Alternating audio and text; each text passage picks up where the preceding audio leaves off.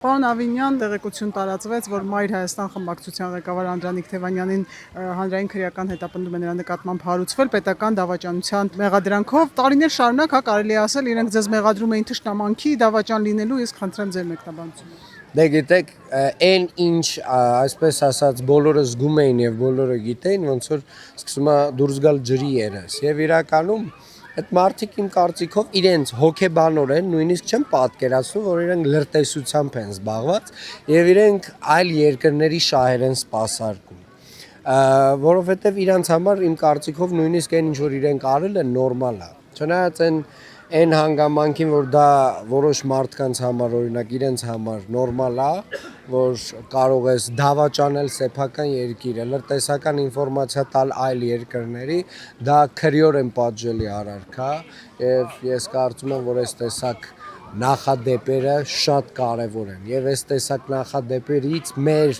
ժողովուրդը եւ քաղաքական process-ներին մասնակից մարդիկ մի հատ նորից ծանոթ թեթև կանեն, որովհետև առաջին հերթին ինչ պետք է անի որևէ քաղաքական ուժ Հայաստանի Հանրապետության, որևէ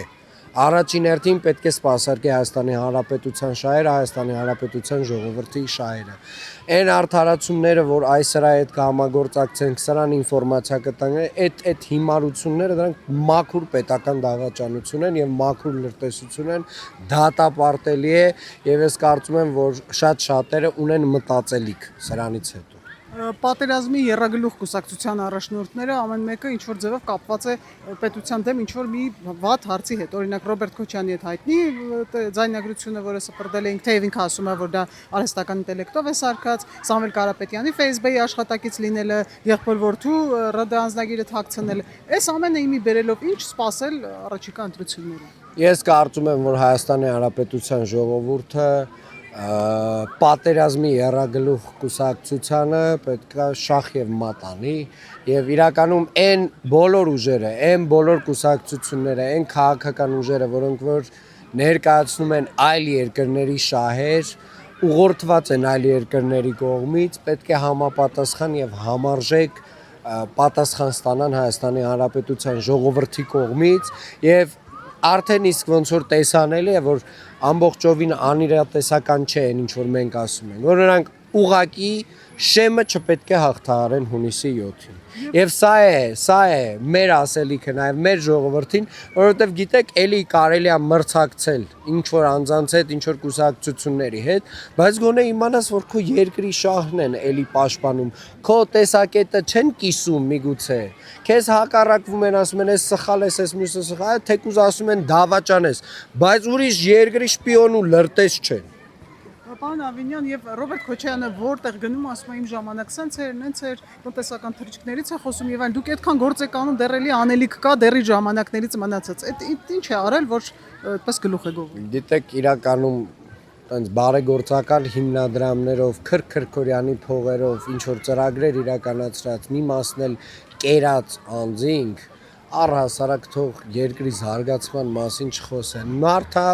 որի պաշտոնավարման ամբողջ ժամկետի ընթացքում մենակ Երևանում նվազագույնն եմ ասում 5 տասնյակին մոտ մանկապարտեզա վաճառվել, օտարվել, ծախվել։ Մեր օրոք արդեն մոտ 5 տասնյակին մոտ հիմնանորոգվել եւ կառուցվել է։ Հետևաբար զարգացումից երկրի այդ մարդիկ թող չխոսեն։ Եվ այսպեսի մի արտահայտություն են անում, ինքը Իշխան Սաղաթելյանը ավելի հաճախ, թե պատկերացնում եք ինչ վատ վիճակում են լինելու, երբ իրենց քվեաթերթիկը կպնելու է, իրենց բառերով եմ ասում, համար 16 քվեաթերթիկին, արյունոտ քվեաթերթիկին։ Դա խոսում է մի մարդ, որի տասնամյակը ժողովուրդը ասում է արյունոտ տասնամյակ ղեկավարման։ Մարտի 1 իրականացրած հոկտեմբերի 27-ով շատ հարցեր կան իր հետ կապված։ Պրիվետ ռոբ ասելու համար մարդ սպանած անձը արյունոտ քվեաթերթիկներից թող չխոսա։ Ինչից ուզում առհասարակ քաղաքականությունից մարդը խնդրում է հարգելի գործընկերներ միջազգային մարդը ձեզ խնդրում եմ թողեք դուրս գա այդ մարդը քաղաքականությունից։ Պետք չի իրեն պատանդ պահել։ Նա խնդրում է voice-էլ անում, չգիտի ոնց ասի այդ մարդը։ Եվ եթե հաշվի չառնենք Արաբկիրի այդ մի քանի սադրանքները եւ նաեւ տորվա ձայնագրությունները, որ սպրդեցին։ Երևանում վիճակը ինչպիսին է։ Ընդդիմադիրները անընդհատ փորձում են ներկայացնել, որ Երևանում ԿՊ-ն քիչ ձայներ կհավաքի եւ այլն եւ այլն։ Երևանցիները հունիսի 7-ին ցույց կտան, թե ինչպիսին է Երևանում մեր աջակցությունը եւ ինչ են կարծում երևանցիները հանրապետական ընտրությունների մասին, խաղաղության մասին եւ ես վստահ եմ, որ մեր ընդդիմադիրները խիստ զարմացած են մնալու։ Հավանիր տեսանյութը եւ բաժանորդագրվիր նորությունները բաց չթողնելու համար։